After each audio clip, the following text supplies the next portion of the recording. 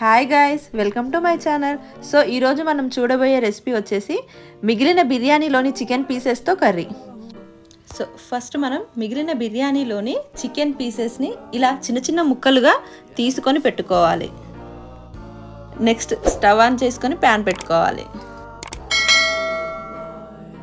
తర్వాత కొంచెం కరివేపాకు అండ్ ఆయిల్ వేసుకొని వాటిని ఫ్రై చేసుకోవాలి. ఫ్రై చేసిన కరివేపాకుతో పాటు 4 వెల్లుల్లి రిబ్బలు కలిపి నూరుకోవాలి.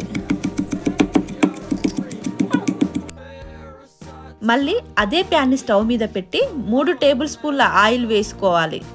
కొంచెం ఆయిల్ వేడెక్కిన తర్వాత 1/2 టేబుల్ స్పూన్ జీలకర్ర ఆవాలు కలిపి వేసుకోవాలి.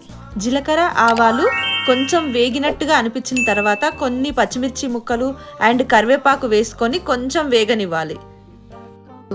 అలాగే చిటికెడు పసుపు వేసుకోవాలి.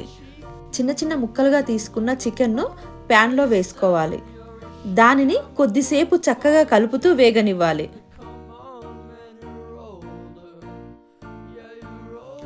రుచికి సరిపడా కారం, ఉప్పు, ధనియా పౌడర్ అండ్ కొంచెం గరం మసాలా కూడా వేసి వేగనివ్వాలి.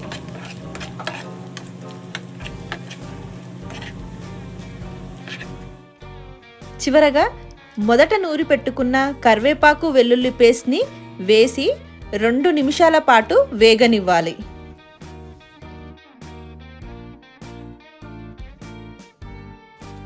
అంతే అండి, రుచికరమైన చికెన్ ఫ్రై మనకు రెడీ.